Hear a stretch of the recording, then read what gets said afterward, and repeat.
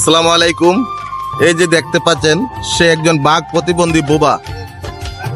কথা শুনেও না এবং কথা বলতেও পারে না এবং কারো কথা শুনেও না, কিন্তু দীর্ঘ 20 বছর যাবৎ এই চট্টগ্রাম শহরে সে সিএনজি চালিয়ে তার জীবন সংগ্রাম এবং সংসার পরিচালনা করে থাকে। কিন্তু কোনো ভিক্ষা করে না, কারো কাছে 2 টাকা চায় না। কিন্তু সে কিভাবে সিএনজি চালায়, এটা সে কিভাবে বুঝে যে একটা যাত্রী এখান থেকে আরেকখানে যাবে, এটা বুঝে কিভাবে, আজকে এটা আমরা তার সহপাঠী যারা আছে তাদেরকে আজকে জিজ্ঞাসা করবো। তাই আচ্ছা, এই যে তে বুবা হয়ে সিএনজি চালা, তে বুঝে কেমনে যে একটা যাত্রী তা আগ্রাবাদ যাবে?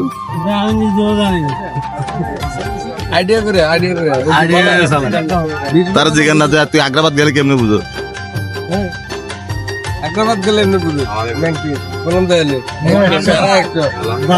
ভাড়া 100 টাকা।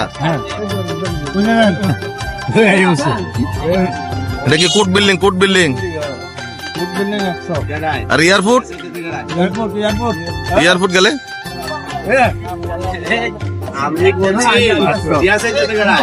হাতের ইশারা এবং সবকিছু বুঝালা যে এয়ারপোর্ট গেলে এইভাবে, কোর্ট বিল্ডিং গেলে এইভাবে। দেখলো মাইজ ভান্ডার, মানে মাইজ ভান্ডার হাতের মুনাজাত দেখাইলে সে বুঝে। অবশেষে তার গাড়িতে চড়েই বসলাম, নিয়ে যাবে আমাকে আজকে চট্টগ্রামের সদরঘাট। তো যাইতে যাইতে রাস্তার মধ্যে এক ট্রাফিক পুলিশের সাথে দেখা। সে আমাকে বলতেছে যে এই ট্রাফিককে আমি চিনি, আমাকে সে চিনে, ওইখানে গাড়ি রেখে আমাকে নামিয়ে দিল ট্রাফিকের সাথে কথা বলার জন্য। তো ট্রাফিককে আমি জিজ্ঞাসা করলাম যে ভাই আপনি তাকে চিনেন কিনা? কয় হ্যাঁ, তারা আমি চিনি, সে দীর্ঘদিন যাবত এই চট্টগ্রাম শহরে সিএনজি চালায়। আর বাকিটুকু কথা এই ট্রাফিকের মুখ থেকেই আপনারা শুনুন। আমরা এই ট্রাফিক বাইকে জিজ্ঞাসা করলাম, উনিও এই বোবাকে চিনেন। সে নিয়মিত চট্টগ্রাম শহরে সিএনজি চালায় এবং তার গাড়ি চালানোর নিয়ম কারণ সবকিছু মাইন্ড, সে আইন শৃঙ্খলার প্রতি শ্রদ্ধা রেখে সবসময় গাড়ি চালায়। খারাপ না, লোক ভালো আছে, একটু দূরে কর। খুব ভালো আছে। আমরা গাড়ি টাড়ি চালাই, আমার পরিচিত, ছোট গাড়ি দেখা হয়, দেখলে সালাম দিকে তো ভালো থাকে না।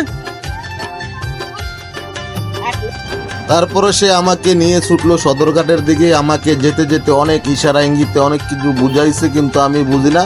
তারপর আমরা চলে আসলাম সে সদরঘাট। সদরঘাট এসে সে আমাকে নামিয়ে দিয়ে আমার কাছ থেকে বিদায় নিয়ে চলে গেল। আসলে সেই লোকটা খুবই ভালো, তার জন্য আমার সবসময় ভালোবাসা ও দোয়া রইল।